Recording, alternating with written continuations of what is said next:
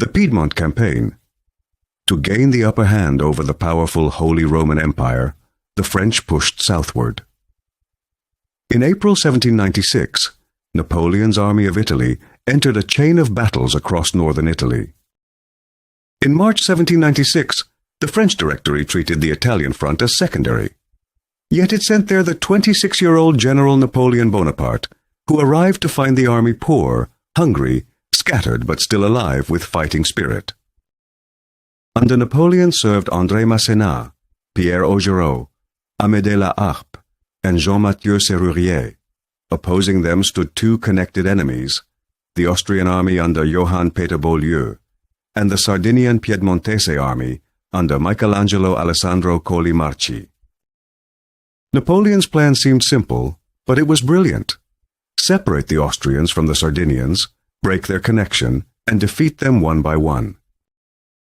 On April 10th, Beaulieu misread the French movement toward Genoa and advanced toward Voltri.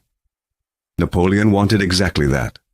He lured the enemy forward, weakened the center, and saw that Argenteau's Austrian corps had become dangerously isolated. He struck immediately. The logic of the campaign was born here: speed, interior lines, and the destruction of isolated enemy forces. On April 11th and 12th at Montenotte, Napoleon delivered his first major blow. La Harpe and Masséna advanced, Rampont's defense bought time, and Argenteau's force was shattered. Montenotte was more than a tactical victory. It drove a wedge between the Austrian and Sardinian armies, splitting their united front in two. Napoleon had shown that a stronger enemy could be beaten by concentrating force at one decisive point. He then turned west against Colli's Sardinian army. At Millesimo and Cosseria, Augereau advanced, but the resistance was fierce. The first French attacks were costly, and some failed. But Napoleon did not stop. He kept up relentless pressure, isolated the defenders, and broke their resistance. Here his style became clear. A failed first assault was not a reason to retreat, but the signal for the next strike. At Dego, the objective was again to cut the link between Austria and Sardinia. Masséna captured the town, but French discipline collapsed after the victory. Then Josef Vukasovic launched a sudden counterattack and briefly retook it. This was one of the most dangerous moments of the campaign. But Napoleon and Masséna recovered quickly, regrouped, and seized Dego again. The crisis was turned back into victory.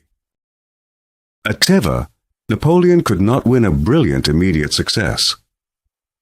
The Sardinian defensive line held firm, and the frontal attack failed to break through. Yet Colli saw the danger of encirclement and withdrew.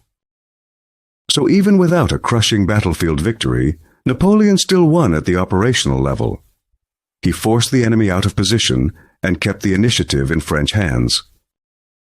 On April 19th, at San Michele Mondovì, Serrurier crossed the Corsalia River and entered the village. At first the French advanced, but once again, indiscipline ruined the moment. Some soldiers turned to looting instead of maintaining pursuit. The Piedmontese struck back and drove the French out. For Napoleon, it was a harsh lesson. Courage alone could not finish a victory. Discipline had to complete it. On April 21st came Mondovì, the decisive battle. Colli formed his last defensive line there, but Napoleon had already learned from the earlier clashes. This time he applied pressure more carefully, threatening the flanks while coordinating Augereau, Masséna, and Serrurier. The Sardinians resisted hard, but French pressure broke Colli's line. Even though General Stengel was mortally wounded, the outcome did not change. The Sardinian army's spirit was shattered.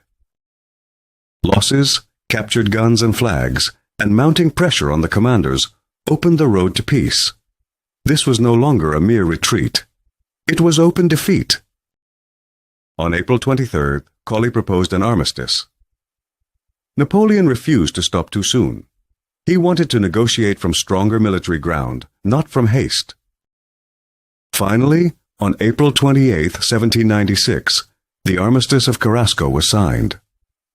Sardinia-Piedmont withdrew from the first coalition, and the first great part of Napoleon's plan was complete. He had separated the enemy armies, forced the Sardinians out of the war, and cleared the front to focus entirely on Austria. For the young general, this was a huge strategic victory. The true power of the campaign lay not only in its victories, but in the sequence of decisions. Napoleon never slowed, never surrendered the rhythm, and never let failure break his momentum. At Montenotte he divided them. At Millesimo and Dego he severed their connection. At Ceva he forced retreat. At San Michele he learned from failure. And at Mondovì he broke the final gate. What happened in Piedmont in April 1796 was the first great demonstration of Napoleon's military art. Europe did not simply see a general who could fight. It saw a new commander who could read events, turn error into victory, and wage war through speed. The Piedmont campaign was the beginning of the Napoleon legend.